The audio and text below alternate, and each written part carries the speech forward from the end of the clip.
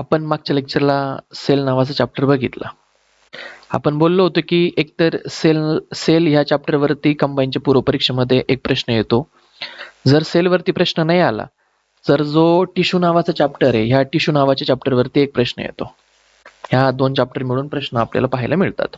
बरोबर, ठीक आहे. सुरुवातीला ना मी थोडंसं आहे ना गाईडलाईन बोलतो. गाईडलाईन मी तुम्हाला देतो थोडीशी, की जर तुम्ही ह्या ज्या व्हिडिओ आहेत, ह्या व्हिडिओ जर वेळेमध्ये बघितल्या नाही, वेळेत जर ह्या व्हिडिओ कंप्लीट केल्या नाही, तर मित्रांनो हे सगळं मिनिंगलेस होऊन जातं. मिनिंगलेस होऊन जातं. जर तुम्ही फक्त बघून संपवत असाल, जर तुम्ही फक्त बघून संपवत असाल, तर त्या बघण्याला काहीच किंमत नाही राहत. जर तुम्ही माझे व्हिडिओ फक्त बघत असाल आणि बघून ते संपवण्याच्या मार्गावरती असाल, एकदाच संपून टाकायचं आपलं काम, यावेळी जर या ॲटिट्यूडने जर तुम्ही ह्या व्हिडिओकडे जर बघत असाल, तर हे सगळं आणि सगळं युजलेस होऊन जाईल. सगळं युजलेस आहे, काहीच अर्थ नाही राहत या गोष्टींना. तर माझा काय पर्पज आहे, की 1 मंथ मध्ये आपल्याला एक सब्जेक्ट संपवायचा. 1 मंथ लागला तरी काय हरकत नाही बाळांनो. 1 मंथ लागला एका सब्जेक्टला तरी हरकत नाही. पण जो चॅप्टर आपण घेतोय, ज्या चॅप्टरवरती आपण बोलतोय, त्या चॅप्टर मधलं ओळण तुला जमायला पाहिजे. ओळ आणि ओळ तुझ्या लक्षात राहिली पाहिजे. इतका होल्ड तुझा त्या चॅप्टरवरती आला पाहिजे. आणि जर जोपर्यंत तुमचा त्या चॅप्टरवरती होल्ड येत नाही ना मित्रांनो, तोपर्यंत त्याचं मार्कांमध्ये कन्व्हर्जन होत नाही एमपीएससी मध्ये. हे लक्षात घ्या तुम्ही. त्यामुळं नंबर ऑफ टाइम्स रिवाइज करण्यासाठी आपण हा 1 महिन्यासाठी हा एक विषय चालवतोय. अल्टिमेटली मी असं पण करू शकतो की 10 डेज मध्ये संपून टाकल हे सगळे सब्जेक्ट. मी स्वतः असा अभ्यास नाही करत आहे आता की 10 दिवसांमध्ये पूर्ण सब्जेक्ट संपवणं. मी याच्या नोट्स काढतोय, PYQ बघतोय. तर याच्या मागे एक रिझन आहे मित्रांनो, की हा जो चॅप्टर आहे त्या चॅप्टरवरती आपला होल्ड आला पाहिजे. त्या गोष्टी आपल्या लक्षात राहिल्या पाहिजे. आणि मला सुद्धा ते वारंवार वाचायला वेळ मिळाला पाहिजे. एक गोष्ट एकदा वाचणं आणि तीच गोष्ट 15 वेळा वाचणं याच्यामध्ये खूप मोठं अंतर आहे मित्रांनो. त्यामुळं तुम्ही ह्या गोष्टीला रिव्हिजन मध्ये आणलं पाहिजे. मल्टिपल टाइम्स ती वाचलं पाहिजे. जर तुम्हाला तुम्हाला हे व्हिडिओ 100% समजतील. मी काय बोलतोय हे पण समजल आणि ते चॅप्टरचं अंडरस्टँडिंग सुद्धा तुम्हाला 100% होणार आहे. पण प्रॉब्लेम असा आहे मित्रा, जर तू याला 50 वेळा, 15 वेळा, 10 वेळा जर वाचलं नाही, यातल्या गोष्टी जर तू पाठ नाही केल्या, तर परत एकदा ये रे माझ्या मागल्या अशी ती म्हण आहे, ती होऊन जाईल. जे आतापर्यंत आपल्याला कमी मार्क्स येत होते, परत एकदा आपल्याला कमी मार्क्स येतील. त्यामुळे तुम्ही अजून पण जागे व्हा. अजून पण तुम्ही जो मी अभ्यास देतो तो अभ्यास प्रॉपर पद्धतीने करा. तुम्ही इतकं पण टाइमपास नका करू की मी व्हिडिओ टाकलाय आणि तरी तुमच्या पाहून नाही झालेल्या. हे असा जर तुमचा ॲटिट्यूड असेल, असं जर तुमचं वागणं असेल किंवा इतका जर आळशीपणा जर तुम्ही करत असाल, तर मग हे जे आपण चालू केलं याला काहीच किंमत नाही राहत. तुम्ही ग्रुपवरती कमेंट केल्या पाहिजे की सर हे झालंय बघून, सर याचं रिव्हिजन झालंय, हे पाठ करून झालंय. तुम्हाला सांगतो मित्रांनो, मी हे स्वतः माझ्या हाताने लिहितो. ह्या नोट्स मी स्वतः लिहितो. हे काय मी तुमच्या फक्त लेक्चरसाठी नाही लिहित आहे. लिहिल्यानंतर गोष्टी चांगल्या लक्षात राहतात. कायमस्वरूपी लक्षात राहतात एकदा हाताखालून जर केलं तर. म्हणून मी हे लिहितोय. अदरवाईज माझं पुस्तक वाचून पण माझ्या पण लक्षात राहतं. आतापर्यंत मी पण मेन्स दिलेल्या आहेत. पुस्तक वाचून मेन्स प्रिलिम पास होतं. पण जे आपण ज्या मेरिटमध्ये येऊन आपल्याला पोस्ट मिळायला पाहिजे ना, ती नाही मिळत. त्यामुळं लिहिलं पाहिजे, छानपैकी लक्षात ठेवलं पाहिजे, पाठ केलं पाहिजे. नुसतं तुम्ही जर व्हिडिओ फक्त बघून संपवत असाल, तर ह्या गोष्टीला काही किंमत राहत नाही. त्यामुळे तुम्ही अजून पण जागे व्हा. मी व्हिडिओ टाकल्यानंतर ते तुम्ही लगेच बघून घ्या. असं नका करू का 10 एक व्हिडिओ एकाच 4-5 व्हिडिओ एकाच वेळेस पाहिल्या. जी व्हिडिओ ज्या वेळेस मी टाकतो ना बाळा, त्यावेळेस तुला नोटिफिकेशन पडतं, त्यावेळेस ती तू बघायला पाहिजे. मी वारंवार हे तुम्हाला सांगत राहील, कारण हे फार फार महत्वाचं आहे. ठीक आहे, आपण ह्या चॅप्टरला सुरुवात करूया. राज्यसेवेच्या पूर्वपरीक्षेत, कंबाईनच्या पूर्वपरीक्षेत दोनही परीक्षेमध्ये याच्यावरती प्रश्न येतात. उती, ज्याला इंग्लिशमध्ये काय म्हणतात, टिश्यू. 2011 पासनं 2022 नाही 2023 पर्यंत जर आपण याच्या प्रश्नांकडे जर बघितलं तर आतापर्यंत 7 प्रश्न या घटकावरती विचारलेत. पण एक फार महत्वाची गोष्ट आहे बाळा, या 7 चॅप्टर पैकी 4 जे प्रश्न आहेत ना ते अभ्यासावर सोडवण्याजोगे होते. पण 3 प्रश्न आहेत ना ते लॉजिकली सोडवावे लागणार होते. कारण तो जो कंटेंट त्या प्रश्नामध्ये विचारलाय तो आपल्या अभ्यासाच्या बाहेरचा आहे. आणि ज्यावेळेस गोष्टी अभ्यासाच्या बाहेर जातात त्यावेळेस आपण तिथं तो जो प्रश्न आहे तो लॉजिक लावून लॉजिक अप्लाय करून तो प्रश्न आपण सॉल्व्ह करायला पाहिजे. आणि म्हणून मला हे असं एक चॅप्टर सापडतं की ज्या चॅप्टरमध्ये 7च प्रश्न विचारलेत आणि त्यातले पण फक्त अभ्यासाच्या जोरावरती 4 देता येतात. बाकीचे जे 3 प्रश्न आहेत ते फक्त आणि फक्त लॉजिकलच्या बेसवरती आपण सॉल्व्ह करू शकतो. आणि म्हणून एमपीएससी मध्ये जो 100% आपण जो अभ्यास करतो त्या अभ्यासापैकी 60 ते 65% जो अभ्यास आहे बाळा तो कंटेंट बिल्डिंगचा असतो. आणि उरलेले जे 30 ते 35% जो अभ्यास आहे ना तो तुझं लॉजिक किती छान आहे, तू किती चांगल्या प्रकारे प्रश्न सॉल्व्ह करू शकतो यावरती ते डिपेंड आहे. आणि म्हणून हे 3 प्रश्न जे आहेत ते लॉजिकली कसे सॉल्व्ह करायचे हे सुद्धा आपण या लेक्चरमध्ये बघूया. आता आपण थोडंसं ह्या लेक्चरच्या बॅकग्राऊंडमध्ये जाऊया की नेमकं ह्या लेक्चरमध्ये आपण काय करायला पाहिजे. बाळा या 7 प्रश्नांपैकी ना प्राण्यांच्या काही टिश्यू आहेत आणि वनस्पतींच्या टिश्यू असं वर्गीकरण केलं जातं. प्राण्यांच्या टिश्यू किंवा प्राण्यांच्या ऊती आणि वनस्पतींच्या ऊती. प्राण्यांच्या ऊतीवरती एक प्रश्न आपल्याला पाहायला मिळतो, वनस्पतींच्या ऊतींवरती एक प्रश्न पाहायला मिळतो. आणि हा जो सेक्शन आहे म्हणजे प्राण्यांच्या ऊती आणि त्याचं ऍप्लिकेशन काय या अँगलने प्रश्न एमपीएससी विचारते. किंवा ही जी वनस्पतीची ऊती आहे त्या वनस्पतीच्या ऊतीचं विशिष्ट असं काम काय, ती काय काम करते, तिचा वापर कुठे होतो या अँगलने प्रश्न येतो. म्हणून हे तू लक्षात घे की प्राण्यांच्या ऊती तुला छान करायच्या आहेत, वनस्पतींच्या ऊती तुला लक्षात ठेवायच्या आणि त्यांचं काय काम आहे स्पेशली ते तुला लक्षात ठेवायचं. टेंडॉन नावाची एक टिश्यू आहे बाळा, टेंडॉन कनेक्टिव्ह टिश्यूचा प्रकार. हा टेंडॉन नावाची एक टिश्यू आहे. या टिश्यूवरती प्रश्न आलेला आहे. म्हणून जिथे पण तुला टेंडॉन नाव दिसल हे तुझ्यासाठी फार महत्वाचं असणार आहे. सायकोमेयर नावाचा एक घटक आहे. एक प्रश्न यावरती आलाय सायकोमेयर वरती, एक प्रश्न विचारला एमपीएससीने.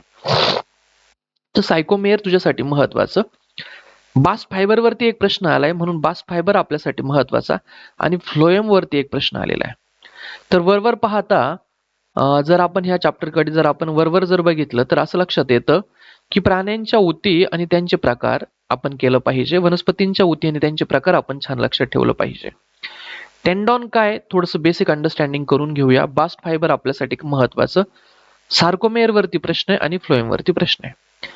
7 प्रश्न विचारलेले आहेत. 4 प्रश्न अभ्यासाच्या जोरावरती आपण इझिली सॉल्व्ह करू शकतो, पण 3 प्रश्न असे आहेत की ज्याचा आपण कंटेंट बिल्ड नाही करत, ते लॉजिकली आपण सॉल्व्ह करायला हवेत. ठीक आहे, मग आपण जाऊया पुढे. आता एक गोष्ट लक्षात घ्या मित्रांनो की जी ह्युमन बॉडी आहे ह्या ह्युमन बॉडीची ज्यावेळेस रचना झाली किंवा ह्या ह्युमन बॉडीची आपण जर डेव्हलपमेंट कशी झाली याचा जर आपण विचार केला तर सगळ्यात प्रायोरिटीला मानवाची जी उत्पत्ती आहे ती एका सेलपासून होते. हे आपण मॉडर्न थेअरीच्या सेलच्या मॉडर्न थेअरीमध्ये बघितलं. ही एक सेल आहे बाळा आणि ज्यावेळेस अशा 2 किंवा 2 पेक्षा जास्त सेल अशा एकत्र येतात आणि ह्या 2 किंवा 2 पेक्षा जास्त सेल एकत्र आल्यानंतर जे स्ट्रक्चर तयार होतं त्याला टिश्यू असं म्हटलं जातं. म्हणजे 2 किंवा 2 पेक्षा जास्त सेल ज्यावेळेस एकत्र येतात त्यावेळेस काय तयार होतं, टिश्यू तयार होत असतात. आणि मग ही एक टिश्यू आहे कारण याच्यामध्ये असंख्य अशा सेल्स आहेत म्हणून आपण हिला टिश्यू म्हटलं. इकडे परत अशा 2 आणि 2 पेक्षा जास्त सेल अशा एकत्र येतात आणि त्याची देखील एक टिश्यू तयार होते. म्हणजे काय, इथं सेल खूप साऱ्यात म्हणून ही एक झाली टिश्यू, याच्या आतमध्ये खूप साऱ्या सेल्स आहे आणि म्हणून ही झाली टिश्यू. आणि ज्यावेळेस अशा 2 टिश्यू एकत्र येतात त्याच्यापासून एक अवयव संस्था तयार होते. त्यापासून काय तयार होते, त्यापासून अवयव संस्था तयार होते. फॉर एक्झाम्पल आपल्या बॉडीमध्ये एक अवयव संस्था बघा, रेस्पिरेटरी सिस्टम आहे, एक्सक्रिटरी सिस्टम आहे, श्वसन संस्था आहेत. अशा ज्या अवयव संस्था आहेत अशा अनेक आपल्या बॉडीमध्ये जितक्या अवयव संस्था आहेत या सगळ्या अवयव संस्था एकत्र आल्या की मग आपली बॉडी तयार होत असते. म्हणजे आपली जी बॉडी आहे तिची जर उत्पत्तीचा जर आपण विचार केला तर आपल्याला असं कळतं की सगळ्यात अगोदर होती सेल. सगळ्यात अगोदर काय होती बाळा, सेल होते. या एका सेल पासून अशा अनेक सेल एकत्र आल्या की मग तयार होते टिश्यू, बरोबर. अशा 2 किंवा 2 पेक्षा जास्त टिश्यू एकत्र आल्या की मग तयार होते अवयव संस्था आणि अशा 2 किंवा 2 पेक्षा जास्त अवयव संस्था एकत्र आल्या की त्यापासून तयार होते ह्युमन बॉडी. काय तयार होते बाळा, ह्युमन बॉडी. त्यामुळे हे जे स्ट्रक्चर आहे हे स्ट्रक्चर आपण थोडंसं प्रायोरिटीला लक्षात ठेवायचं की थोडी अंडरस्टँडिंग व्हायला पाहिजे की आपली जी ह्युमन बॉडी आहे ती एका सेलपासून बनलेली आहे. 2 किंवा 2 पेक्षा जास्त सेल एकत्र आल्या की टिश्यू बनतात आणि 2 किंवा 2 पेक्षा जास्त टिश्यू एकत्र आल्या की त्यापासून अवयव संस्था आणि अशा अनेक अवयव संस्था एकत्र आल्या की मग आपली जी ह्युमन बॉडी आहे ती बॉडी बनत असते. ठीक आहे, तर मग हे जे स्ट्रक्चर आहे हे स्ट्रक्चर तुला कळलं असेल. त्यातलं हा जो प्रश्न आहेत ना, हा प्रश्न प्रेडिक्टेबल, यावरती प्रश्न येऊ शकतो. कारण याच्या अगोदर आपण बघितलंय की जो सेल आहे, या सेलच्या अभ्यासाला काय म्हटलं जातं रे? तर या सेलच्या अभ्यासाला सायटोलॉजी असं म्हटलं जातं. आणि म्हणून टिश्यूच्या अभ्यासाला काय म्हणतात यावरती प्रश्न पडू शकतो. तर टिश्यूच्या अभ्यासाला काय म्हणतात रे बाळा? सायटोलॉजी. टिश्यूला मराठीमध्ये काय म्हटलं? ऊती. ऊतींच्या अभ्यासाला म्हणजे टिश्यूच्या अभ्यासाला काय म्हटलं जातं? सायटोलॉजी. पण ही जी ऊती आहे, ह्या ऊतीला ऊती कोणी म्हटलं किंवा या ऊतीला ऊती अशी संज्ञा ज्या शास्त्रज्ञाने दिली, त्या शास्त्रज्ञाचं नाव आहे बाळा बिचट. हा बिचट नावाचा शास्त्रज्ञ आहेत. बिचट, या बिचट नावाच्या शास्त्रज्ञाने ऊतीला ऊती नावाची संज्ञा प्राप्त करून दिली. आणि ह्या ज्या ऊती आहेत, या ऊतींच्या अभ्यासाला काय म्हटलं जातं? हिस्टोलॉजी. तर ऊतींच्या अभ्यासाला हिस्टोलॉजी म्हणतात. हे एकदम छानपैकी पाठ करून ठेव. ऊती नावाची जी संज्ञा आहे ती बिचटने दिली आहे, हेही तुझ्या लक्षात असायला पाहिजे. ठीक आहे. आता आपण बघूया प्राण्यांमध्ये असणाऱ्या ऊती. प्राण्यांमध्ये कोणकोणत्या ऊती असतात, थोडासा अंदाज घेण्यासाठी. हा, प्राण्यांमध्ये ना बाळा ऊतींचे दोन प्रकार पडतात. त्यातला पहिला प्रकार आहे सिंपल ऊती. आता एक लक्षात घ्या, ऊतींना इथून पुढे मी टिश्यू असं म्हणतो, थोडंसं छान जातं समजायला ते टिश्यू. तर हे ज्या टिश्यू आहेत ना बाळा, या टिश्यूंचे दोन प्रकार पडतात. एक तो सिंपल टिश्यू, ज्याला सरळ ऊती असं म्हटलं जातं. दुसरं येतं कॉम्प्लेक्स टिश्यू, ज्याला जटिल टिश्यू असं म्हटलं जातं. आता सरळ म्हणजे काय रे? हे एकदम यामध्ये सरळ ज्या ऊती आहेत त्याच्यामध्ये अशा ऊती येतात ज्यांची रचना एकदम सोपी असते, एकदम साधी असते, आणि म्हणून यांना सरळ ऊती असं म्हटलं जातं. ज्या कॉम्प्लेक्स ऊती आहेत ना बाळा, किंवा ज्या कॉम्प्लेक्स टिश्यू आहेत किंवा ज्या जटिल ऊती आहेत ना, याची रचना आहे ना थोडीशी कॉम्प्लिकेटेड असते, थोडीशी कॉम्प्लिकेटेड असते, आणि ती समजण्यासाठी ना थोडीशी जड असते, आणि म्हणून हिला कॉम्प्लेक्स ऊती असं म्हटलं जातं. तर ज्या प्राण्यांमध्ये ऊती आहेत त्याचे दोन प्रकार पडतात. एक म्हणजे सरळ ऊती आणि दुसरा म्हणजे जटिल ऊती. ठीक आहे. आता हे जे सरळ ऊती आहेत ना बाळा, या सरळ ऊतीचा एकच प्रकार पडतो, अभिस्तर ऊती. सरळ ऊतीचा एकच प्रकार पडतो, अभिस्तर ऊती, ज्याला इंग्लिशमध्ये एपिथेलियल टिश्यू असं म्हटलं जातं. काय म्हणतात? एपिथेलियल टिश्यू असं म्हटलं जातं. तर या सरळ ऊतीमध्ये आहेत ना एक जवळपास 7 ऊती येतात. त्यातलं पहिलं आहे सरळ पट्टकी ऊती, दुसरं आहे स्तरीय पट्टकी ऊती, तिसरं आहे स्तंभीय अभिस्तर ऊती, चौथी आहे रोमक ऊती, पाचवी आहे घनरूप ऊती, आणि सहावी आहे ग्रंथील ऊती. किती ऊती आहेत? 6. सिंपल ऊतीचा एकच प्रकार पडतो, अभिस्तर ऊती, ज्याला एपिथेलियल टिश्यू असं म्हटलं जातं. सिंपलचा एकच प्रकार अभिस्तर, ज्याला म्हटलं जातं एपिथेलियल. या अभिस्तर मध्ये ना 6 ऊती येतात. एक म्हणजे सरळ ऊती, दुसरी येते तिला म्हणायचं स्तरीय ऊती, तिला काय म्हणायचं? स्तरीय ऊती. तिसरी येते तिला म्हणायचं स्तंभीय ऊती, चौथी येते तिला म्हणायचं रोमक ऊती, पाचवी जी येते तिला म्हणायचं घनरूप ग्रंथी, आणि सहावी जी येते तिला म्हणायचं ग्रंथील ऊती. ठीक आहे. आता थोडं थोडं बघ की अभिस्तर ऊतीमध्ये कोणकोणत्या ऊती येतात, हा एक प्रश्न येईल, म्हणून ह्या पाठ करून ठेव की या सिंपल ऊतीचा एक प्रकारे अभिस्तर, आणि अभिस्तर मध्ये या 6 येतात, हे छान लक्षात ठेव. आता ह्या ज्या ऊती आहेत ना, ह्या सगळ्याच्या सगळ्या आपल्या ह्युमन बॉडीमध्ये पाहायला मिळतात. बघ कशा. आता ही ह्युमन बॉडी आहे, माणसाचे हे शरीर आहे. आता आता आपल्या शरीरामध्ये ज्या रक्तवाहिन्या असतात, रक्तवाहिन्या कशा असतात? तर या सरळ पूर्ण शरीरामध्ये असतात. तर ह्या रक्तवाहिन्यांमध्ये ज्या ऊती असतात तिला म्हटलं जातं सरळ ऊती. कारण सरळ काय असतात? आपण लक्षात ठेवायचं लॉजिक. सरळ काय असतात? रक्तवाहिन्या. रक्तवाहिन्या सरळ असतात, आणि म्हणून सरळ ज्या ऊती आहेत त्या कुठे पाहायला मिळतात? रक्तवाहिन्यांमुळं. आता स्तर कुठे मिळतात? आता स्तर कुठे मिळतात बघा. आपला जो असा हात असतो, हा असा सरळ असतो, आणि या हातामध्ये ना त्वचेचे स्तर पडतात. त्वचेचे काय पडतात? स्तर. आतमधला त्वचेचा स्तर, त्याच्यावर मग दुसरा स्तर, आपण थर म्हणतो ते स्तर म्हणतात, तिसरा स्तर, चौथा स्तर. म्हणजे काय? ज्या स्तरीय ऊती असतात त्या कुठे मिळतात रे बाळा? कुठे असतात? त्या तुझ्या त्वचेमध्ये आपल्याला पाहायला मिळतात. मानवाच्या शरीराच्या त्वचेमध्ये ज्या ऊती असतात, त्वचेमध्ये ज्या ऊती असतात त्यांना स्तरीय ऊती असं म्हटलं जातं. काय म्हणतात? स्तरीय ऊती. आता इथं आपलं पोट आहे, आणि ह्या पोटामध्ये आतडे असतात, बरोबर ना? पोटामध्ये काय असतात बाळ? आतडे.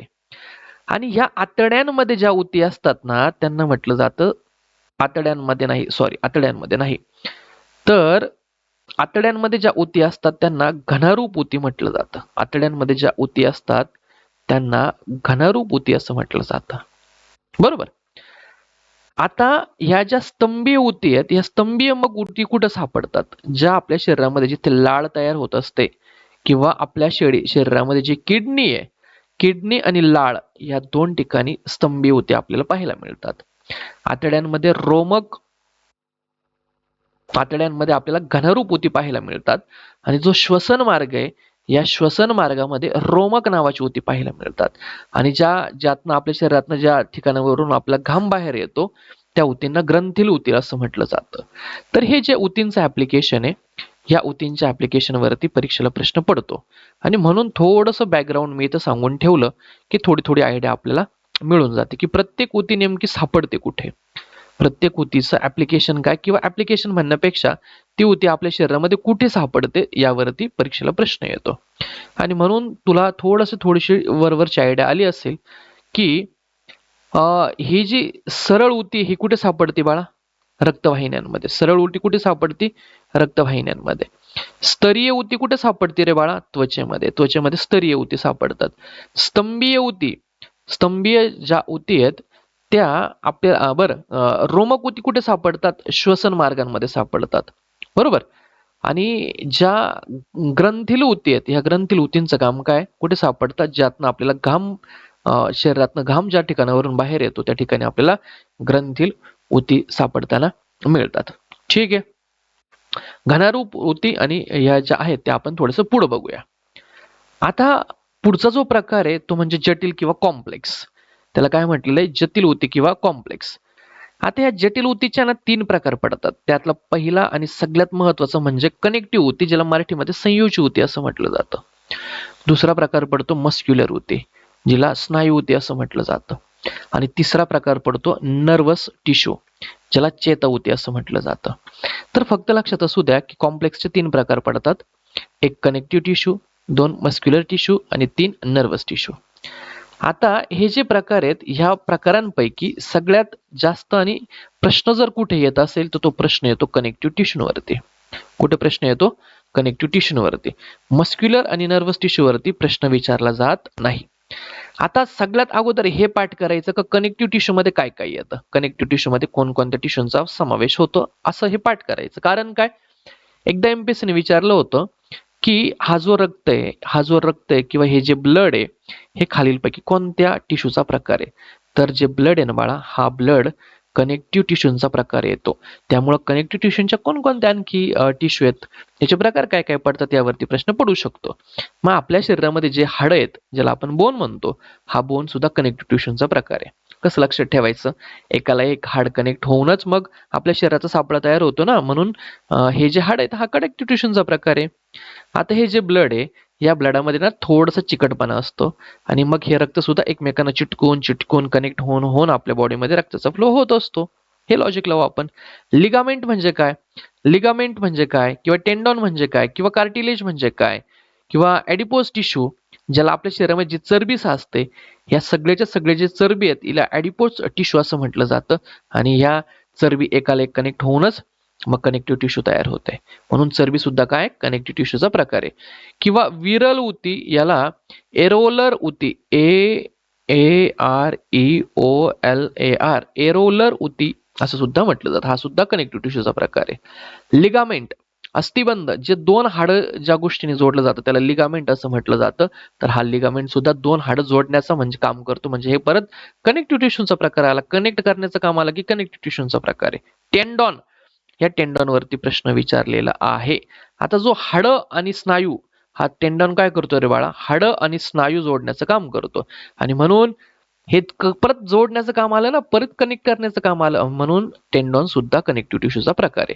कार्टिलेज टिश्यू, बघा आपलं जे नाकाचं हाड आहे ते मोडत नाही पण वाकत. बघा मोस्टली जे हाडं असतात ना, हे हाडं आहे ना इतके स्ट्रॉंग असतात, ते इलॅस्टिक नसतात, लवचिक नसतात, ते वाकवायला गेलं का मोडून जातं. पण हे एक असं हाड आहे जे वाकवलं तरी लगेच मोडत नाही.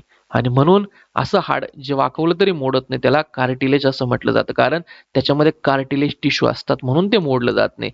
कानामध्ये असतात बघा, कानाचं हाड असं वाकवलं पण मोडत नाही, नाकाचं हाड वाकवलं पण मोडत नाही, कारण त्याच्यामध्ये कोणते टिश्यू असतात, त्याच्यामध्ये आपल्याला कार्टिलेज टिश्यू असलेलं पाहायला मिळतं.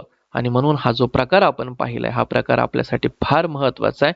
यावरती एक प्रश्न येतो. आता हा जो सेक्शन पाहिला की खालीलपैकी कनेक्टिव्ह टिश्यूचे प्रकार कोणकोणते, तर यावरती एक प्रश्न विचारला जातो. म्हणून ते लक्षात ठेवायचं की एक मिनिट कलर चेंज करू आपण. हा, कनेक्टिव्ह टिश्यू मध्ये काय, बोन कशाचा प्रकार आहे, कनेक्टिव्ह टिश्यूचा. ब्लड कनेक्टिव्ह टिश्यूचा प्रकार आहे. लिगामेंट काय करतो, दोन हाडं जोडतो, हा सुद्धा कनेक्टिव्ह टिश्यूचा प्रकार आहे. टेंडॉन्स हा कनेक्टिव्ह टिश्यूचा प्रकार आहे. टेंडॉन्स कोणाला म्हणायचं, जो हाडाला आणि स्नायूला जोडतो त्याला टेंडॉन्स असं म्हणायचं, हा कनेक्टिव्ह टिश्यूचा प्रकार आहे. कार्टिलेज, कानांमध्ये नाकाच्या हाडांमध्ये हे कार्टिलेज टिश्यू सापडतात, हा कनेक्टिव्ह टिश्यूचा प्रकार आहे. एडिपोज टिश्यू किंवा त्याला चरबीयुक्त टिश्यू असं म्हटलं जातं, हा सुद्धा कनेक्टिव्ह टिश्यूचा प्रकार आहे. आणि एरोलर, ज्याला ओरल ऊती असं म्हटलं जातं, हा सुद्धा कनेक्टिव्ह टिश्यूचा प्रकार आहे. ठीक आहे.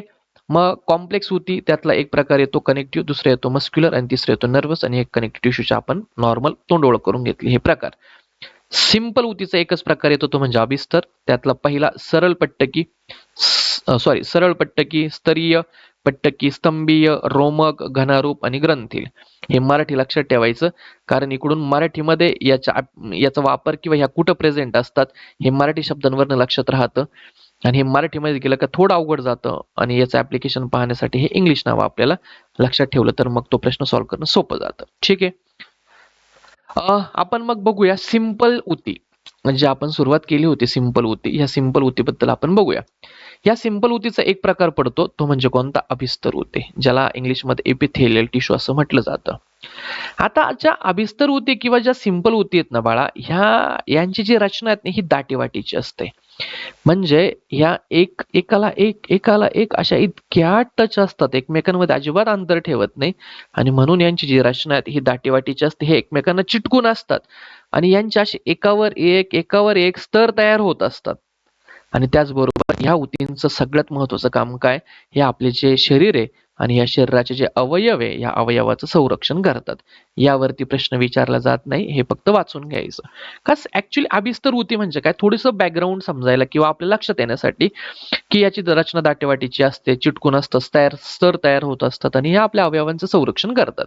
हे थोडं समजण्यासाठी फक्त हे वाचून घ्यायचं. कुठं पाहायला मिळतात, त्वचा, तोंड, रक्तवाहिन्यांमध्ये आपल्याला ह्या ऊती पाहायला मिळतात. ठीक आहे. पण आता जो सेक्शन आपण पाहणार आहे हा सेक्शन आपल्या परीक्षेसाठी कामाचा आहे. त्यातला पहिला मुद्दा असा की सरळ पट्टकी ऊती ह्या कुठं पाहायला मिळतात. तर आता शरीरामध्ये रक्तवाहिन्या, आता जर ही रक्तवाहिनी, आता ही जर पाईपलाईन आपण अशी पाईपलाईन घेऊन गेलो आणि ती अशी जागीच बेंड केली तरी तर ती फुटण्याचे चान्सेस असतात ना रे. आणि म्हणून ह्या ज्या पाईपलाईन हे मोस्टली कशा असायला पाहिजे, सरळ असायला पाहिजे. आणि म्हणून आपल्या शरीरामध्ये ज्या रक्तवाहिन्या आहेत ह्या कशा असतात, सरळ असतात. आणि ह्या लॉजिकने आपण हे उत्तर लक्षात ठेवायचं की सरळ पट्टकी ऊती कुठे असतात रे, आपल्या ज्या रक्तवाहिन्या आहेत ह्या रक्तवाहिन्यांमध्ये ज्या ऊती असतात त्याला सरळ पट्टकी ऊती म्हणतात. कारण रक्तवाहिन्या कशा असतात रे, पाईपलाईन कशी असते, नेहमी सरळ असते. ठीक आहे. आता आपला असा पाय बघा, आपण असं जर पाय, आपला हा पाय थोडासा दिसत नाही पण ठीक आहे असू दे पाय. आता ह्या जो पाय आहे ना बाळा, ह्या पायामध्ये वेगवेगळे लेयर असतात त्वचेचे. इथून आतमध्ये ना त्वचेचे असे 7 लेयर असतात बरं, 7-8 लेयर असतात असे आतमध्ये. आणि ह्या 7-8 लेयर त्वचेचे असतात. या लेयरला मराठीमध्ये ना स्तर असं म्हटलं जातं. काय म्हणतात, स्तर असं म्हणतात. या स्तरवरून शब्द तयार होतो स्तरीय, स्तरवरनं शब्द तयार होतो स्तरीय ऊती. मग सांगा बरं हे स्तर कुठे असतात रे, हे त्वचाचे हे जे स्तर आहे हे कुठे असतात, त्वचेमध्ये असतात. आणि म्हणून हे जे स्तर हे कुठे असतात स्तर, त्वचेमध्ये असतात, त्वचेत असतात हे स्तर. आणि म्हणून त्वचेमध्ये कोणत्या ऊती असतात, तर या स्तरवरनं शब्द होतो तयार स्तरीय. त्वचेमध्ये ज्या ऊती असतात त्या ऊतींना स्तरीय ऊती असं म्हटलं जातं. आता हा माणूस आहे आणि या माणसाचं हे असं नाक आहे. या माणसाचं काय, हे नाक आहे आणि ह्या अशा त्याच्या मिशा आहेत. ठीक आहे. गंमत काय होते की ज्यावेळेस आपण धुळीमधनं फिरत असतो, धूळ असते वातावरणामध्ये आणि हे जे धूळ आहे, हे जे पार्टिकल आहे, हे असे नाकातनं आतमध्ये जर गेले तर आपल्याला शिंका चालू होतात, माणूस आजारी पडतो. आणि म्हणून हे जे पार्टिकल्स आहेत हे पार्टिकल्स आपल्या नोज थ्रू आतमध्ये जाऊ नये आणि म्हणून इथं आपल्या आतमधल्या बॉडीचं संरक्षण करण्यासाठी अशा ज्या टिश्यू असतात या टिश्यूंना म्हटलं जातं रोमकुती. काय म्हणतात त्यांना? रोमकुती. आणि म्हणून परीक्षेला जर प्रश्न आला की या रोमकुती कुठे असतात रे, तर नाकामध्ये. म्हणजेच रोमकुती कुठे असतात? श्वसन मार्गामध्ये. आपल्या बॉडीचं जे इंटरनल ॲबिलिटी आहे तिला प्रॉपर ठेवण्यासाठी किंवा आपण आजारी पडू नये म्हणून ह्या श्वसन मार्गामध्ये रोमकुती आपल्याला पाहायला मिळतात, जे आपल्या बॉडीमध्ये पार्टिकल आतमध्ये जाऊ देत नाही. क्युबायडल ऊती, क्युबायडल ऊती बघा. आता या क्युबायडल ऊती कुठे असतात बघा, बघू आपण क्युबायडल ऊती कुठे असतात. आता समजा तुम्ही किडनी बघितलीत का? असा असं अशी अशी अशी अशी किडनीची रचना असते. अशी अशी अशी अशी ही अशी थोडीशी अशी किडनीची रचना असते. एक छोटी असते किडनीची अशी रचना असते. आणि या किडनीला आहे ना, मी थोडंसं असं आकार जर पाहिलं ना, तो क्यूब सारखा आपल्याला पाहायला मिळतो. क्यूब सारखा दिसतो तो आकार. आणि म्हणून या ज्या क्युबायडल ऊती आहेत त्या कुठे असतात? तर त्या किडनीमध्ये असतात. कारण किडनीचा आकार कसा राहतो रे? क्यूब सारखा राहतो थोडासा. आणि म्हणून क्युबायडल ऊती आपल्याला किडनीमध्ये पाहायला मिळतात. काय करतात तो? ह्या ज्या किडनीमध्ये ज्यावेळेस आपलं जे मूत्र आहे त्या मूत्राचं ज्यावेळेस विसर्जन करायचं असतं आणि त्यात जर आपलं महत्वाचे इम्पॉर्टंट जर काही घटक त्या मूत्रामध्ये जर गेलेले असतील तर त्यातनं परत त्याचं शोषण करण्यासाठी ज्या ऊती काम करतात त्या ऊतींना क्युबायडल ऊती असं म्हटलं जातं. बरोबर. आता किडनीमध्ये काय होतं? युरिन फिल्ट्रेशनचं काम होतं. आता आपण त्या एक्सक्रिटरी सिस्टीम मध्ये आपल्याला अभ्यासायला मिळतं. तर ह्या युरिन मध्ये सुद्धा ग्लुकोज असेल किंवा बाकीचे महत्वाचे घटक असतील, ते महत्वाचे जे शरीरासाठी उपयोगाचे घटक आहे ते या युरिन थ्रू गाळले जातात, युरिन मध्ये गाळले जातात. पण त्याचं परत ऍब्झॉर्प्शन करण्यासाठी ज्या टिश्यू असतात त्या टिश्यूंना क्युबायडल ऊती असं म्हटलं जातं. बरोबर. आणि त्याचबरोबर आता हे जे मुख आहे ह्या मुखातनं लाळ बाहेर येत असते. काय बाहेर येते? लाळ. आणि हे लाळ बाहेर येण्यासाठी सुद्धा ज्या ऊती काम करतात त्या ऊतींना क्युबायडल ऊती असं म्हटलं जातं. तर हा क्युबायडल शब्द जर आला तर तुला काय लक्षात आलं पाहिजे? क्युबायडल या शब्दावरनं तू काय काय लक्षात ठेवशील? तर क्युबायडल वरनं एक लक्षात ठेव की क्युबायडल म्हणजे क्यूब. आणि हा जो क्यूब सारखा जो आकार आहे हा कोणाचा आहे बाळा? किडनीचा. कोणाचा आहे क्यूब सारखा आकार? किडनीचा. आणि म्हणून किडनीमध्ये महत्वाच्या गोष्टी शोषण्याचं काम क्युबायडल करतं आणि त्याचबरोबर मुखातून लाळ स्रवण्याचं काम सुद्धा ज्या ऊती करतात त्या ऊतींना क्युबायडल ऊती असं म्हटलं जातं. ठीक आहे. काय म्हटलं जातं? क्युबायडल ऊती असं म्हटलं जातं. एकच minute. Yes yes yes yes. एक मिनिट फक्त.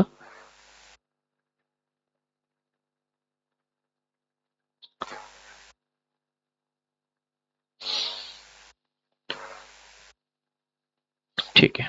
काय म्हटलं जातं? क्युबायडल ऊती. आता पुढची पाहिजे आपल्याला ग्रंथील अभिस्तर ऊती, जिला ग्रॅन्ड्युलर एपिथेलियल टिश्यू असं सुद्धा म्हटलं जातं. ग्रंथील.